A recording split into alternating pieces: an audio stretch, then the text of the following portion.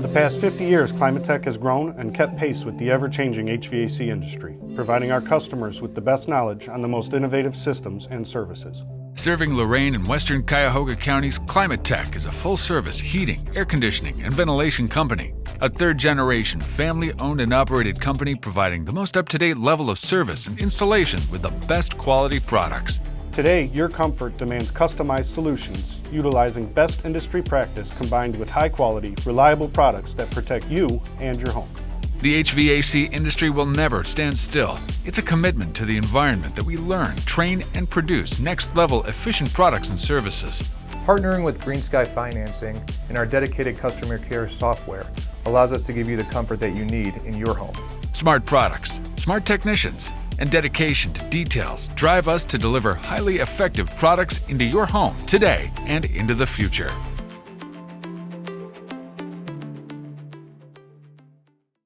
It is now week 17 of the Climate Tech Inc. NFL Prediction Show, and we're now through Christmas.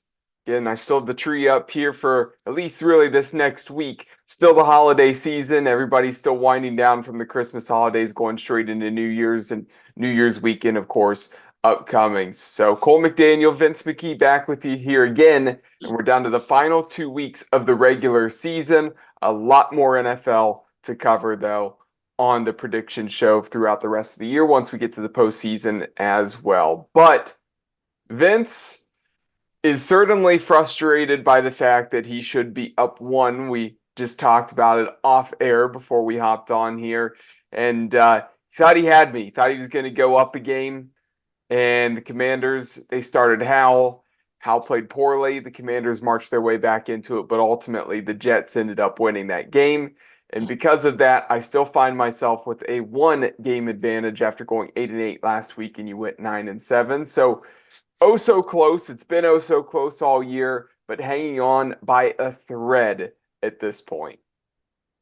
Yeah, it's one of those things where nobody has really had a commanding lead all year. I think at one point early, I was up by 4. And the very next week you went 5-0, right? So it's been one of those seasons where we've gone back and forth. It's been a blast. Looking forward to these games. Coming up this week, we're going to have a short week, you and I, with the Browns playing on Thursday nights. That's 2 birds with 1 stone. And then no Monday night game as well. So really interesting stuff. As you said, the Jets have been a team that, excuse me, I'm dealing with some issues still. But the Jets have been a team this year where they've been a thorn in my side. I look back to the initial Monday Night Football game when you had them over Buffalo and you won. This past weekend, you had them over Washington and you won. The Jets have been one of those teams that I've missed on time and time again this year. So to only be back down by 1, I'll take it.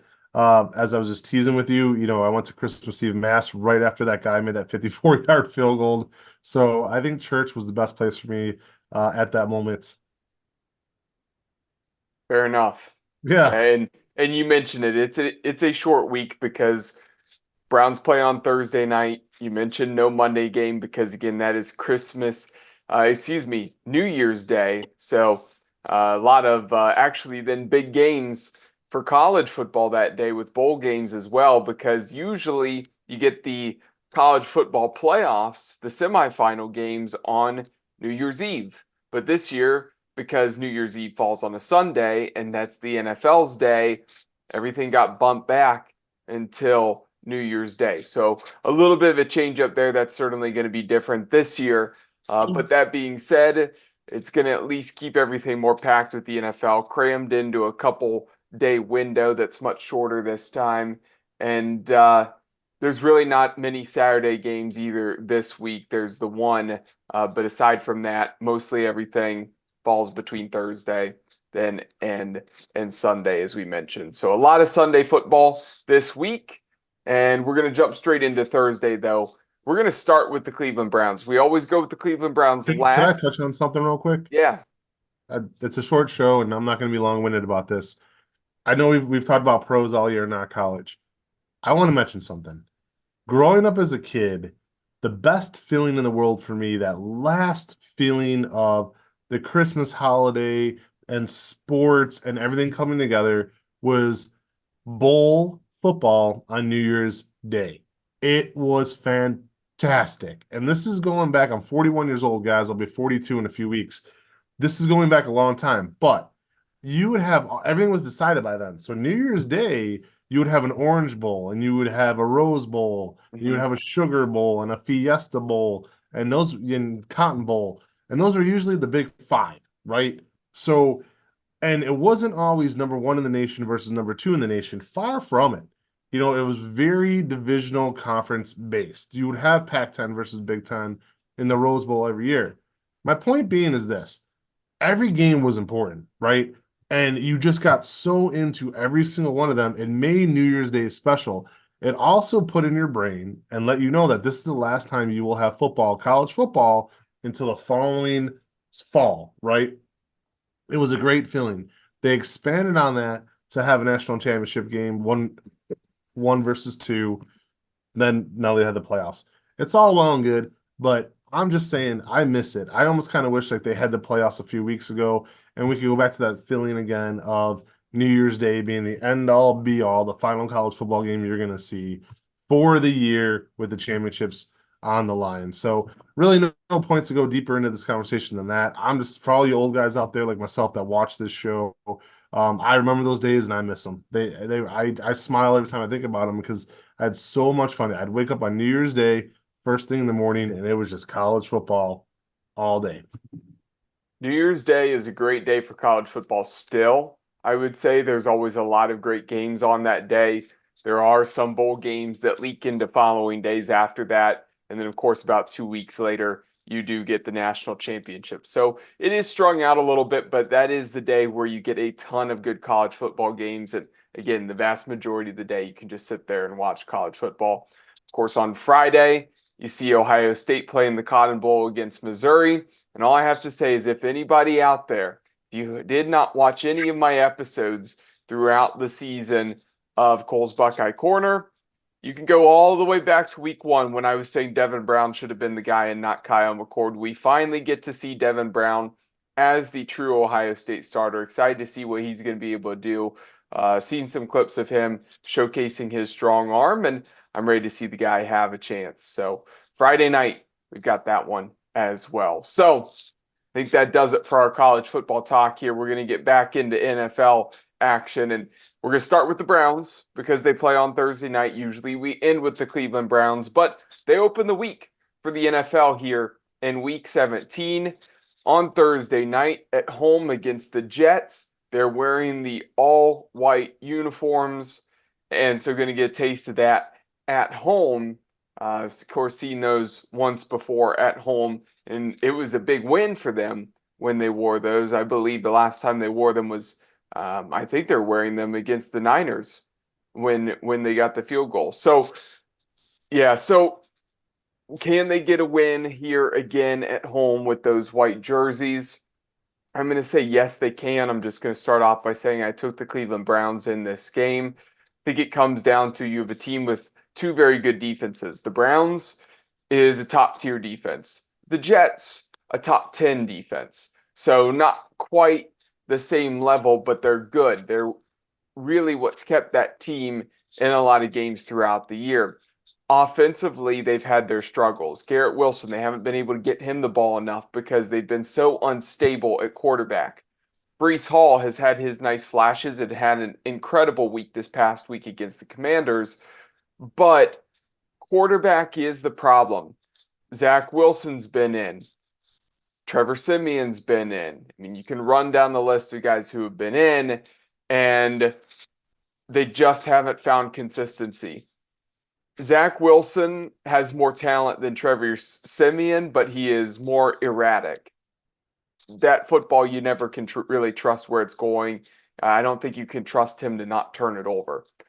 As for Trevor Simeon, I think he plays a little bit safer, is going to protect the football a little bit more, but it takes away really any threat of any big plays. This isn't going to be like when Joe Flacco led that 14-point comeback against the Cleveland Browns, because they don't have a guy like Flacco right now, who's that experienced veteran who was a Super Bowl champion, has a strong arm. Now the Browns have Joe Flacco. He's their guy right now at quarterback. That connection with Amari Cooper is looking good at the moment. Now that they have the interior three of their offensive line back, they're getting a bit more of a push now for Jerome Ford and the running backs. So ultimately, despite all the injuries, things are piecing into shape. Now, the concern may be Corey Bajorquez, Dustin Hopkins, right? So you have the kicker and your punter that are down. But the good news is somehow, because Riley Patterson, the Lions had moved off of him earlier this year, and he was excellent last year and was still good this year. The Browns were able to pick him up for this week, which is really good news at kicker. So you go from a guy who's like 96% on field goals to like 88%. So not a major drop off. Still a guy that you can trust at that kicker spot if it comes down to it. But I don't think it's going to ultimately be coming down to a last second kick or anything like that for the Browns to win this game. At home, it's been their fortress. They've been good there, and I think they're going to be good enough to win this game. Probably another low scoring game, but I think it'll be a two-score game, 23-13. It's interesting too with Dustin Hopkins being so reliable this season. But as you said, sorry, I think the next couple of weeks it's not going to matter. I see the Jets being a very winnable game here. It's crazy that it's on a short week and it's Christmas, right? So how much work can they put in yesterday on Christmas Day? And then you have 2 days and you're right back out there. So kind of a plug and play type thing. When it comes to the Jets, it's wild because you look back to 2018, Baker Mayfield's first big win as a Browns quarterback comes in on that Thursday night, ends the losing streak. It was such a big night. Very next year, they play the Jets again on Monday Night Football, get their first win. Odell Beckham has the big catch. It's really his first big one as a Cleveland Brown. It always seems like they play the Jets in pivotal moments. You touched on it, but 2 years ago or 3 years ago, when the Browns made the playoffs, it was the Jets we lost to at home with like 2 weeks to go in the season. Half the team had COVID, couldn't play. They were playing third and fourth stringers. It was a wild game. We somehow lost to the Jets, a game we all thought we were going to win, right? So, last year again, excuse me, fans, I apologize. But last year again, you look at it like that with, man, that game was over, but who did it to you? Guys like Elijah Moore and Joe Flacco, and crazy enough, who did they play for this season? So a little bit of history there not to be ignored. But all that being said, I don't care. I don't care if it's if it was, Trevor Siemian, Zach Wilson, whoever it was behind center. It just didn't seem to make a difference this year for the Jets, regardless. Aaron Rodgers was the only thing that probably could have saved them, and he's not coming back. That being said, I think the Browns win this one pretty handily. Jerome Ford is about 250 yards away from a 1,000-yard season. I know it's a stretch, but I would love to see him get at least close to that. Maybe in the 900-yard range. Love to see him get some serious amount of carries these next 2 weeks. What's going to be intriguing is I see the Browns winning this, as Cole said, by about 2 touchdowns, is what happens in Cincinnati and how important is that game in what would be week 18 overall. 18 overall, but 17 for that team. So let's see how far they can get this week. Baltimore should probably wrap up the number 1 seed. So really the Browns going to be out of that divisional hunt. And I probably just gave away one of my picks just now. But I think the Browns will be out of that divisional hunt by the end of this weekend. So we'd like to see them get one more convincing win and then maybe be able to rest a few guys in the final week of the season. But again, I agree with Cole. Browns should win this one pretty handily. Well, the Browns, they're going to have to go on the road because the Ravens, they are going to end up wrapping up the division in the next 2 weeks. And so the Browns, they're going to get that 5 seed. I'm very, very sure of that. They have 2 winnable games coming up. As long as they really just win one of those 2 games, they should have that 5th seed. Because those other teams that have a chance at maybe getting to that 5th spot, I could see all of them losing another game in the next couple of weeks. So, and the Browns, of course, are ahead in that race for that spot. So feel good about them getting the 5th seed. So whoever's at 4, where they have to go on the road to, whether it's an AFC South team, I mean, Kevin Stefanski in his time with Cleveland is 10-0 against the South. Really, that division does not bother him at all. So I think they'd have a good shot of whoever they'd have to play if it's from the AFC South. I also feel good about if they have to play the Chiefs and go to Arrowhead. The Chiefs are stumbling right now. They're hitting their struggles. If Miami, for some reason, hit a skid and it's them in the 4th spot, which I don't think is going to happen at this point, but if for some reason it was Good. them. Miami, high powered, but they've lost Jalen Waddle because of the ankle sprain. Will he be there in the postseason? Will he have time to recover? Will he be at full health? I don't know. So then you have three really good corners for the Browns that can then key on Tyreek Hill. And I know you can only really put one of them on him, or you can maybe try to double him a little bit. But the thing is they really don't have that many good receivers after their top two. So I think ultimately things are shaping up in your favor right now, where there's only one team in the AFC that really even concerns me much, and that's the Baltimore Ravens. That Ravens team, they're solid. And I'd say the way that the AFC is trending right now, the Ravens and the Browns may have the very best chances to make it to the Super Bowl. Of course, we got a ways to go, but it's shaping up pretty good for those two teams based off of what I'm seeing from everybody else. I So, agree. You could have a Browns Ravens AFC Championship game at this point. Just as Cole said, it's wild. Really, the one place that scares me, believe it or not, would be, and we touched on it last week, is if Buffalo wins their division and yeah, somehow, some way we end up going to Buffalo, then you got a problem on your hands because I don't think our running game is nearly strong enough to try to grind a game out like that in bad weather. can't The happen same thing, now. what was that? Can't happen now that the Dolphins won. Well, so with that being out of the picture, I mean, the Browns have gone into Baltimore and have won this season. I mean, it's there, it's for the taking. We'll see how it all shapes out, but just wild how it's all kind of broken down. One last thing about the Chiefs. I mean, the Chiefs look like a shell of themselves right now. And I don't see how you fix that so quickly and so easily just based on reputation alone. You can't go and say, hey, we're the Chiefs, we're gonna win automatically. So a lot of stuff to watch out for these last 2 weeks. You know what would be wild is because the AFC has been so competitive. What if the Browns are the 5 seed and the Bills are, another wild card, and those two just go on a run and just wipe everybody out, and the AFC Championship game is in Cleveland and Buffalo's coming to Cleveland? Yeah, I can see that too. And I think that would be a blast.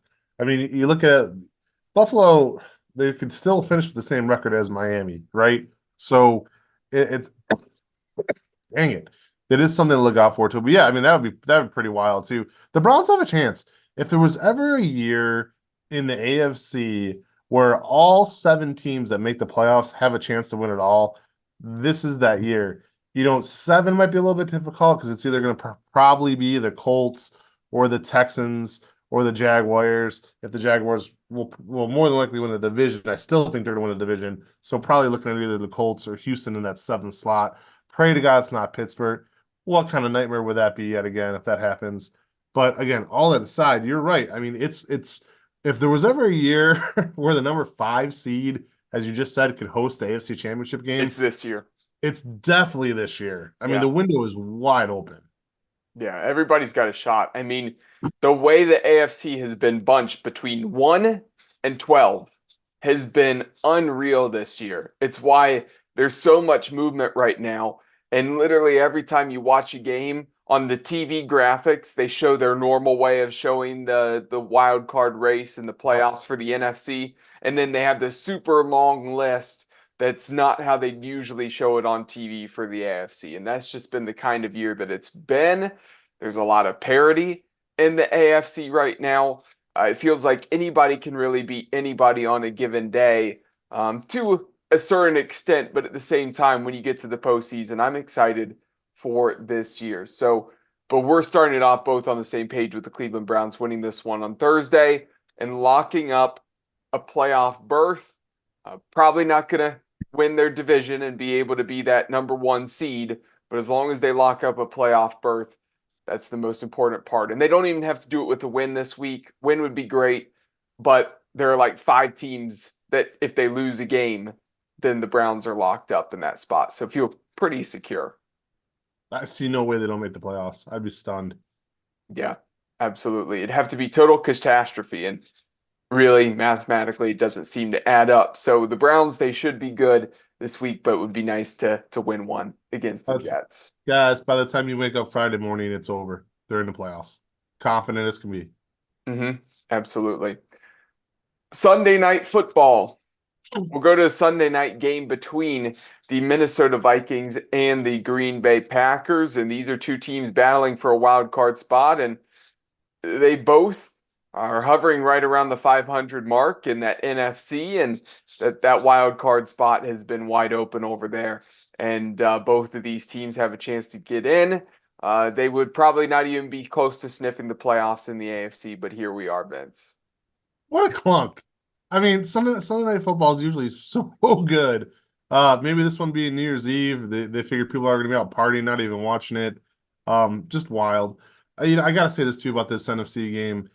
These are two teams, as you said, that the NFC is so top heavy. We've talked about it week after week. It's so top heavy. Dallas is still a pretender. We don't know what to think of Dallas, but you would have to believe Philadelphia is as good as their build, despite their recent losing streak. Despite being blown out last night, San Francisco is still pretty damn good when you really break it down. I mean, you have some serious talent at the top of the NFC.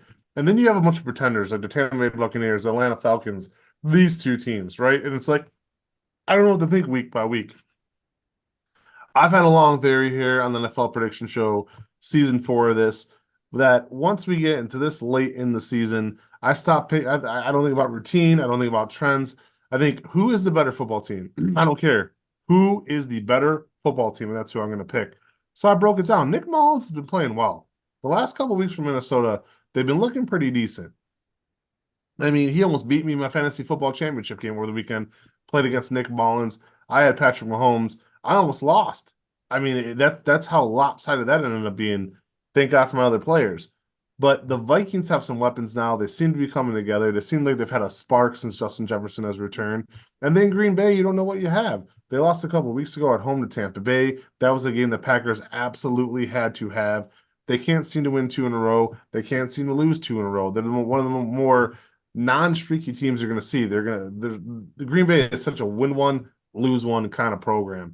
I've said it all along. We don't know what we have in Jordan Love. I thought he was going to be pretty good this year. He has still not had that breakout performance that says, hey, this is the guy moving forward for Green Bay. All that being said, I'm going to go ahead and stick with Minnesota as my pick in this one. Wild enough that a Nick Mullins team could possibly make the playoffs in the NFC. But here we are. Kid looked good. Going to roll the dice one more time. Going to take the Vikings in this one. And I feel like this is a toss-up. So, well, it should be a toss-up because of the records. I had going into this year, I had the Packers with the worst record of the two teams, expecting that they were going to finish lower. It's a chance for them to actually have a better record than the Vikings going into the final week of the season. I think the tough thing here is that at home, I would maybe want to take the Vikings in this one, but the Vikings have really been injury plagued here in the last week. TJ Hawkinson, done for the year, tore his ACL and MCL. So you lose your top tight end. Jordan Addison went out last week. Sure, they got Justin Jefferson back, but now what that really leaves Nick Mullins, Justin Jefferson, and KJ Osborne to throw the ball to. That's it. So I think their lack of weapons on the outside now, as good as Justin Jefferson is, the Packers actually have some good weapons in the secondary. Jair Alexander, a couple other defensive backs that I think they can really key on him. If they can at least slow him down, limit the amount of open passes Nick Mullins can throw to Justin Jefferson, then Nick Mullins, he's going to have his struggles because he's had some good moments and he's had bad moments in the last couple of weeks. The Packers, I think, are on the upward trend when it comes to their health right now. They have A.J. Dillon and they have Aaron Jones in the backfield together right now. They have really not many great wide receivers, but they have enough weapons to, I think, throw the ball to. Jordan Love, he isn't a very good quarterback. Again, I've been low on him all year. I've been low on him previously. But is he better than Nick Mullins? Yeah, there's a reason why he was a starter. Nick Mullins was a third option. He was even behind Josh Dobbs. So I think ultimately the Green Bay Packers, they win this game. They get this thing done in a tight ball game. It's not going to be, I think, a big blowout or anything like that. But I think that they have enough pieces enough momentum to finally string a second win together back to back. Interesting pick there. I mean, it's going to be a fun, New Year's Eve to really wait to the last game of the week to see, where we go with that. Interesting. Yeah, so now we have our upset picks. And usually I have you start off with it, so I'm going to give it to you here, Vince. I'll let you take a quick swig of your water, and then I'll ask you, what is your official upset pick this week? Struggling, guys. Not going to lie. I did some painting today, inhaled some fumes. Still coming back from pneumonia. So, costs a bit in abundance. I apologize. I think Desmond Ritter's a better quarterback than Tyler Heineke. We've Yeah. talked about Desmond Ritter time and time again, but sometimes it's up to the coach to call the right plays for the right quarterback. And I do not believe that is what occurred with Desmond Ritter really the past 2 seasons. Just didn't know how to use him. Is Tyler Heineke better? Nope. But for whatever reason, he fits into the play calling scheme of the Atlanta Falcons better than Ritter did. I love Justin Fields, but I'm going to use the same example here. The Bears are the favorite at home by 3 points over. Man, I sound terrible. I apologize again. Over the visiting Atlanta Falcons. I feel the same way about Justin Fields. I feel like Justin Fields could really be a big name, good quarterback in this league. I absolutely love that kid. The problem again is the play calling in Chicago is atrocious. With the Bears being a 3-point favorite in this game and Atlanta coming in, Atlanta has everything to play for. The Bears don't. The Bears just seem like a clueless football franchise right now. I'm actually going to stick with the Atlanta Falcons and take them as an upset pick. Well, the Atlanta Falcons defense, they've been improving this year. They've actually been somewhat decent. They've had their ups and downs as a team. But I said it last week, and I'll say it again. Arthur Smith's an idiot, and the Chicago Bears are going to win that game. Because the Bears are on the upward trend right now, and the Falcons are on a downhill slide. Are they still in the hunt for their division? Yeah, because their division's terrible. And now the Saints and the Bucks are going up against each other. But something tells me that this Bears team and that Bears defense that has been in the top 3 of defenses statistically since like October, it's been a long time that they've been doing really, really well. I think they have enough to slow down that offense that, sure, they got it done last week and won that game. Were they high-powered? No. And they were against a much worse defense. So now going up against the Bears win this game. My upset pick this week, well, it's going to help determine the AFC South. The Indianapolis Colts are up and down. And the Las Vegas Raiders, as bad as they are, they've hit a bit of a stride here as of late. They blew out the Chargers. Now they won a game against the Chiefs, and their defense played very well.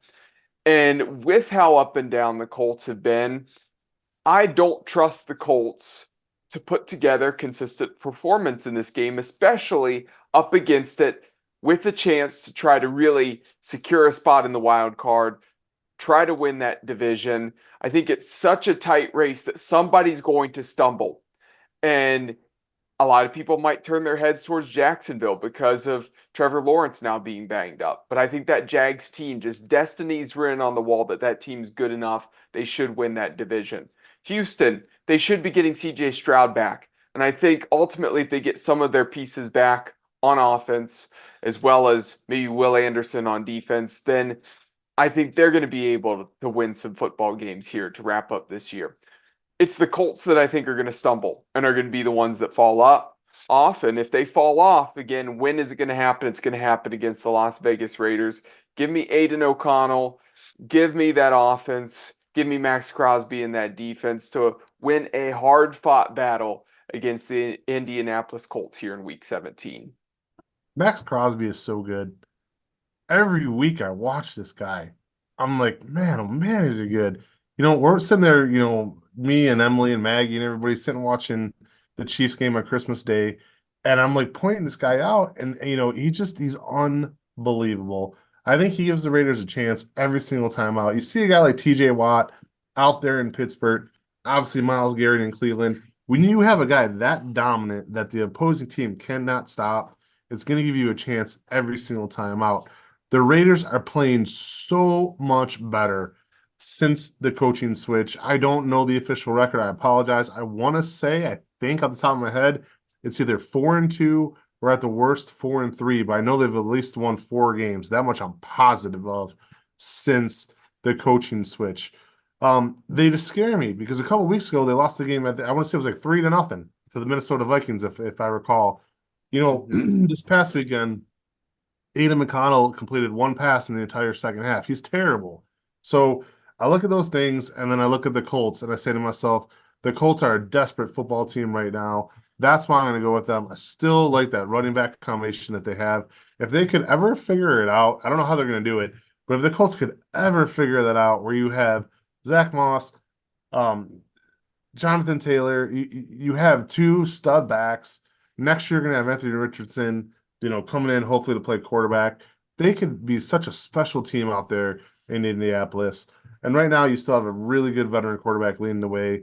This is a tough one. I know you say you're taking Las Vegas as an upset. I'm taking the Colts, but quite frankly, I feel like this is a 50-50 game with the way the Raiders defense has been playing and with the way the entire franchise has really been uplifted since, their second coaching switch in a matter of 3 years, right? So we'll see how it plays out. But yeah, I mean, by my count, I think that's at least 3 games we have different. So it's gonna be a fun weekend coming up. Well, you mentioned one of the guys that also helped determine that. Zach Moss was out this past week. He'll be out again this week. So again, it's just down to Jonathan Taylor. So of those 3 guys you mentioned, Richardson, of course, who was out for the year earlier this year, and then Zach Moss, you're really just down to Taylor at this point. Good running back, but then you had Pittman, who was coming off that concussion that he picked up against the Steelers. So they've definitely been depleted a little bit with their weapons, and it's hurt Gardner Minshew in that offense. So that one certainly could be a toss-up, but the Raiders, they're 1 spot ahead of the Denver Broncos in the standings right now, both with tied records. The Raiders actually in the 11th seed, and the Broncos in the 12th last I saw. So, of course, that is something of note to pay attention to, Vince. You had to throw that in there about the Broncos. I got you. Absolutely. Yeah, they have a long ways to go here. Vince was Well, it's hopeful. over for Denver now. But had they would have won on Sunday night against one of the worst franchises or one of the worst teams in football, they find a way to lose to the New England Patriots. So whatever. Christmas Eve sucked. As much fun as I have with my family, and that part of it was beautiful, and going to church and all those things. Yeah, that game stunk. I just have to say, what a lousy way to end Christmas Eve, having the Patriots beat the Broncos. Yeah. Well, that game was supposed to suck in the first place. The Broncos were supposed to easily take care of business against the Patriots. It ended up being a good game, a close game. I didn't even watch that one expecting, oh, this one's the worst one of the day, right? So spend time with the family, not watch that football game because I already watched the other ones, and then there you go. It came down to a walk-off field goal, and there you have it. The Broncos, their chances are done, and their little comeback through the second half of the season is really finally over for them. So I took 2 teams with injury concerns. Hawkinson, Addison, both out for Minnesota, and we don't know what Pittman's going to do yet with the Colts. Concussion protocol could go either way, correct? And Moss is out. Moss is out for sure. I knew about that one.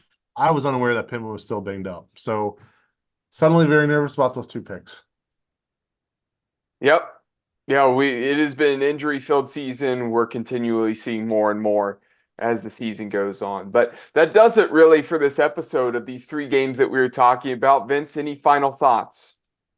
Nope. Happy New Year, everybody. I would just say to everybody out there, be smart. Like we know you are. You're watching us. That proves your intelligence right there. So just go ahead and be smart, man. Don't drink and drive. Call an Uber. Have fun. And, as Cole and I always say, thank you for joining us. This is a blast. We enjoy doing it. Yeah, that does it for us for the final episode of 2023. We'll be back with you here in 2024 for Week 18 to wrap up the regular season. We'll see if I still hold a lead or if Vince is able to take this thing back, as you're going to see our full list of picks up on the website, keonsports.com. check out how many picks we have different this week. But for myself, Cole McDaniel, Vince McKee, we are going to sign off. Climatech is a full-service company. We install as well as service both residential and commercial products. We service furnaces, air conditioners, heat pumps, boilers, mini split systems, tankless hot water. We've got a good group of technicians that have been developed into a company culture that delivers a good degree of confidence to the customer and gives us a good product output. They want to take care of the customer and make sure that the customer is satisfied with their service. And when you've got non-stressed employees at your home, you're going to get a greater result from that service call or from that installation. Our customer needs, comfort, and health are of utmost importance, and we strive to provide that to every customer within their budget. As we continue to grow, we remain focused on maintaining our high level of customer satisfaction. When you hire Climatech, you're hiring a whole team of experts that have been in the business well over 80 years. If you're looking for a new install, if you're looking for just maintenance on your equipment, we are the company of your choice.